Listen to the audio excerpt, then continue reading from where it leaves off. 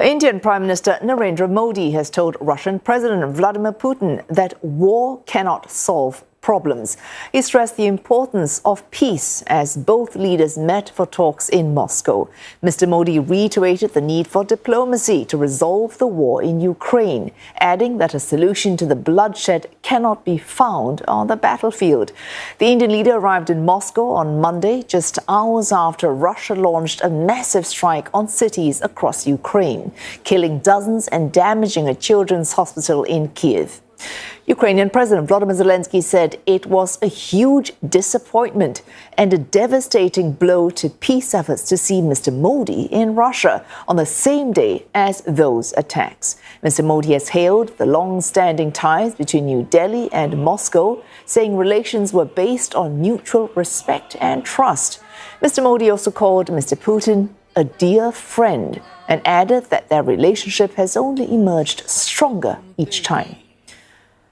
And for more on Mr. Modi's trip, we have our correspondents Dasha, Chernyshova in Moscow and Neha, Poonia in New Delhi. Dasha, let's head to you first. We just heard that it's day 2 of the meeting and the leaders have just had formal high-level talks in Moscow. And Mr. Zelensky, that's the Ukrainian leader, he has slammed what he has seen going on in Moscow. Bring us up to speed in what these two leaders have discussed.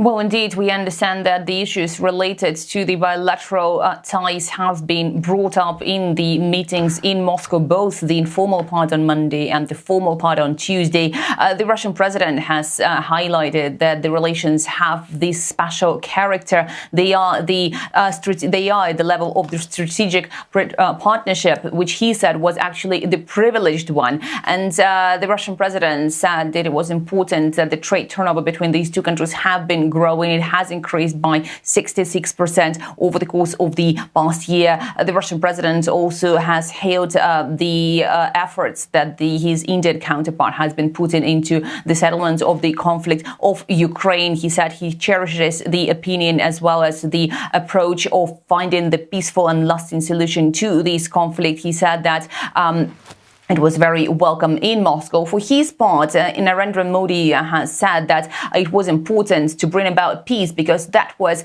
the absolute prerequisite for the prosperity of the generations to come, be it in Russia or elsewhere in the world. We also understand that ahead of the negotiations on Tuesday, the two leaders have visited the Rosatom Pavilion at the Russia exhibition in Moscow, where the Russian president said that he was of the opinion that the floating nuclear power stations would become the future of the energy and could actually potentially replace the oil energy. And with regard to that, we've heard the Russian officials saying that they have been sending their proposals to on the establishment of such nuclear power stations in India. And also the Indian Prime Minister has written in the book at this exhibition, at this pavilion in Moscow, that he was hoping that India and Moscow will continue to deepen partnership when it comes to the nuclear energy.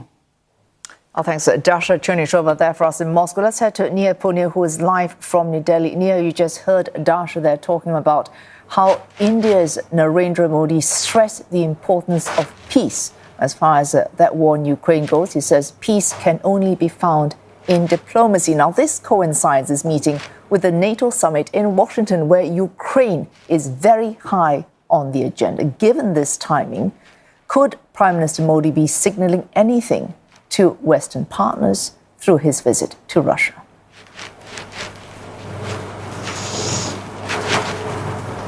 Well, certainly most experts I've been speaking to agree that India's message through Prime Minister Narendra Modi's visit to Moscow, his first visit abroad since he came back to power in a rare third term in this summer's elections, is twofold. One, of course, India signaling that it's willing to do whatever it can to stress to Russia that peace is the way forward, and it's willing to use its long-standing historic ties with Moscow to make that point and help bridge that gap between the West and Russia, if you will. And secondly, experts agree that it's also India signaling to the West that despite the US, for example, raising concerns about Modi's visit, India is still very keen to balance its commitment with Western allies with its own domestic needs, and that it cannot and will not ignore its long-standing ties with Russia, especially given that it buys so much oil from Russia and it imports billions of dollars of Russian goods as well.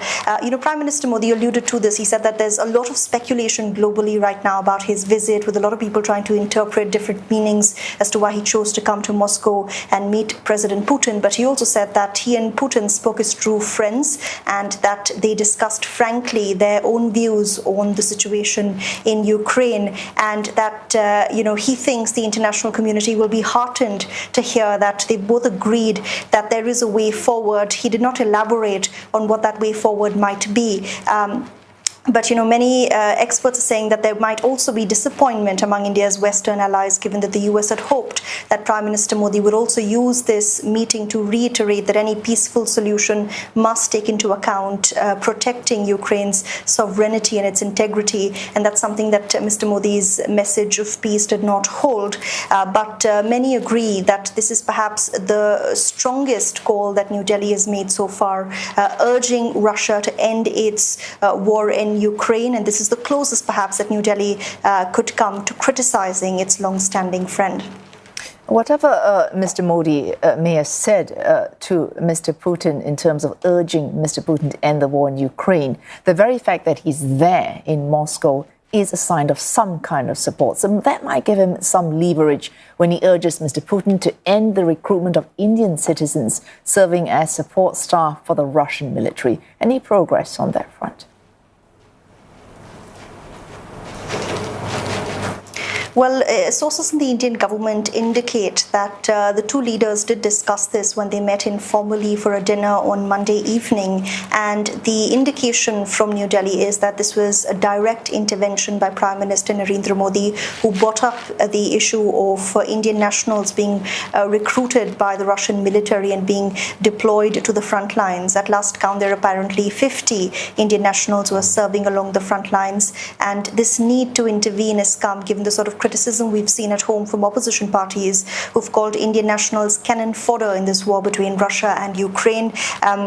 Mr. Modi is believed to have directly requested President Putin to release those Indian nationals and ensure they return home as soon as possible. Sources suggest that Mr. Putin has agreed, but no formal announcement has been made yet. We're given to understand that these Indian nationals may be released within a few weeks, but families of these men are saying they're still waiting for a direct confirmation from the Indian government, and they're hoping it'll come soon.